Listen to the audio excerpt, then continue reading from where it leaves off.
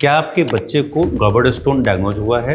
आजकल ये देखने को मिल रहा है कि बहुत सारे छोटे छोटे बच्चों में भी गॉबर्ड स्टोन मिलते हैं। अगर आपके बच्चे में गॉबर्ड स्टोन है तो उसमें कॉम्प्लिकेशन होने का उतना ही रिस्क है जितना कि हमारे 40 साल के पुरुष में या महिला में है।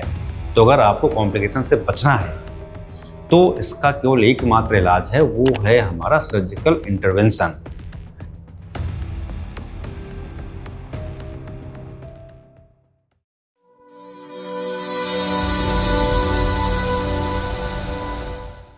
क्या आपके बच्चे को गॉबर्ड स्टोन डायग्नोज हुआ है? आइए देखते हैं कि इसका उपचार क्या है।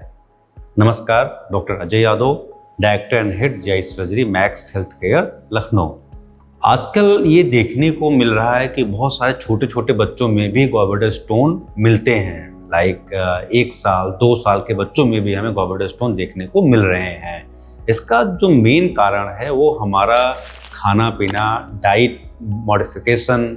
आजकल हम लोग अपने इंडियन फूड्स को ज़्यादा तवज्जो न देकर वेस्टर्न के फूड को ज़्यादा, लाइक पिज्ज़ा, बर्गर, तो डाइट मॉडिफिकेशन होने के कारण भी आजकल छोटे छोटे बच्चों में भी गॉबर्ड स्टोन देखने को मिलता है, जो पहले लगभग 40 साल के बाद के लोगों में देखने को मिलता था।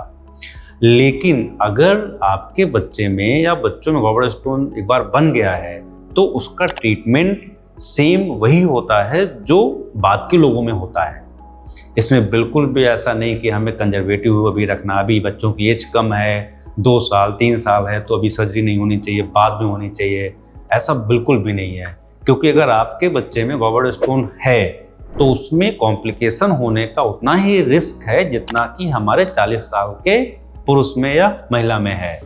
बहुत सारे गॉबर्ड स्टोन्स में क्या होता है कि एक बार बच्चों को दर्द हुआ, आपकी डायग्नोसिस बनी और आपने किसी डॉक्टर को दिखाया, और जनरली अभी भी बहुत सारे फिजिशियन प्रैक्टिशनर्स आपको ये राय देंगे कि अगर गॉबर्ड स्टोन है और हमने दवा दे दी है, वो उसका एक्यूट सिम्टम्स रिजॉल्व हो गया है, तो अब इसको आगे कुछ भी करने की ज़रूरत नहीं है।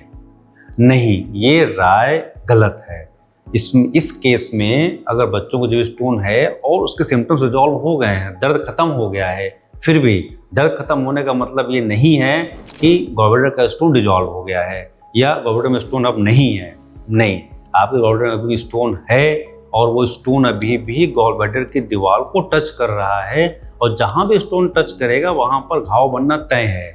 अगर घाव बनता है तो बच्चे का शरीर उस घाव को दोबारा भरता है, तो स्टोन लगातार अंदर घाव बनाता रहेगा और वहीं पर बॉडी उस घाव को लगातार भरती ही रहेगी। ये प्रक्रिया अंदर चल रही है और चलेगी, चाहे बच्चे को दर्द हो चाहे न हो।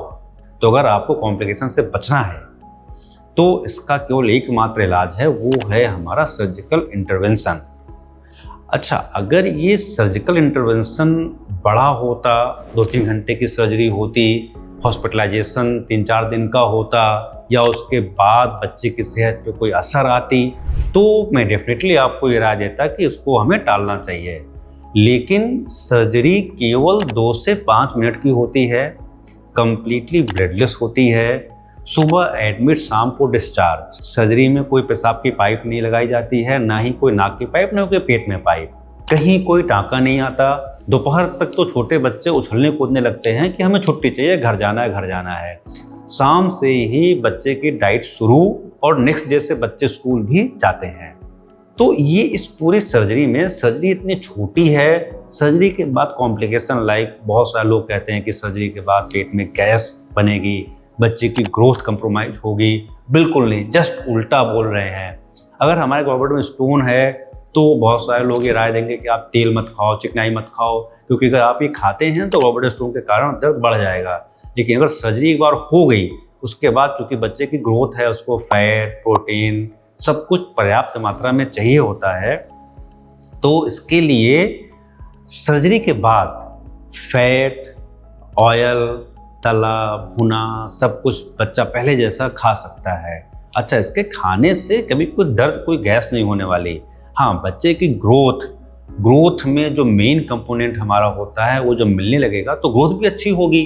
तो इसलिए अगर जेबी स्टोन मिलता है तो सर्जरी का रास्ता अपनाएं। अब इसमें भी 3 तरह की सर्जरी होती हैं। अब आप कंफ्यूज होंगे कि कौन सी बेस्ट है। ओपन तो ऑब्सोलीट हो गई है, ओपन होना भी नहीं चाहिए क्योंकि बच्चे की ग्रोथ हो रही है, उसमें टाँके लगते हैं। पेट की भी ग्रोथ होगी तो टाँके के कारण उस हिस्से का ग्रोथ नहीं हो पाएगा, बाद में दिक्कतें आती हैं। दूसरे नंबर पर आता है लेप्रोस्कोपिक और रोबोटिक। दोनों टेक्निक अच्छी हैं। जहाँ पर केवल लेप्रोस्कोपिक अवेलेबल है तो वो बेस्ट है, लेकिन अगर आपको वहाँ पर रोबोटिक भी अवेलेबल है तो robotic is the best one. अब अगर हमें रोबोटिक के साथ लेप्रोस्कोपिक की कोई टेक्निक compete करती है तो वो है mini with reduced port laparoscopic गोली। इसमें क्या होता है कि हम केवल 10 mm का एक पोर्ट जो कि अम्बिलिकस पर रखते हैं, दूसरा हम एपिगैस्ट्रिक पर रखते हैं 5 mm का, बहुत छोटा, इतना छोटा कि हमें उसमें टाँका लेने की जरूरत नहीं होती है। इस मिनी विथ रिड्यूस्ड पोर्ट के कंपटीशन बस को एक टेक्निक है बिकनी लाइन रोबोटिक सर्जरी, जिसमें हम पेट में 3 छेद या पोर्ट बनाते हैं जो कि अम्बिलिकस के लेवल पे होते हैं। लेकिन बिकनी लाइन रोबोटिक सर्जरी में हम ये होल्स अंडरवियर की इलास्टिक की लाइन के नीचे रखते हैं, जो कि कम्प्लीटली स्कारलेस हो जाता है। पूरे पेट में कहीं पर कोई स्कार नहीं दिखता है। जैसे कि बहुत सारी यंग बच्चियां हैं, लड़कियां हैं, 3 साल की 10 साल की लड़कियां हैं, तो उनके पेट पे कहीं पर भी कोई मार्क नहीं आना चाहिए। उस मार्क से बचने के लिए सबसे अच्छी टेक्निक हमारी बिकनी लाइन रोबोटिक सर्जरी है। चाहे mini with reduced port laparoscopic surgery या फिर बिकनी लाइन रोबोटिक सर्जरी, इन दोनों के बाद सेम डे डिस्चार्ज हो जाता है। लेकिन अगर बच्चा कुछ भी कंप्लेन करता है या थोड़ा सा भी डर लगता है तो हम लोग रात में रोक लेते हैं, नेक्स्ट डे मॉर्निंग डिस्चार्ज दे देते हैं। डिस्चार्ज के टाइम पर कोई एंटीबायोटिक नहीं, कोई गैस की दवा नहीं, कोई प्रोटीन पाउडर नहीं, कोई भी मल्टीविटामिन, कोई सप्लीमेंट, कुछ भी नहीं। केवल हम लोग पेन किलर देते हैं लाइक डोलो या कैमोलफोर्ड 1 या 2 दिन के लिए SOS में। आपको दर्द हो रहा है बच्चे को तो खाना, अदरवाइज नहीं खाना है। तो आपने देखा कि बच्चे को अगर स्टोन है तो उसमें हमें क्या मैनेजमेंट करना चाहिए। अगर आपको ज़्यादा जानकारी चाहिए तो नीचे दिए गए नंबर पर आप संपर्क कर सकते हैं। नमस्कार।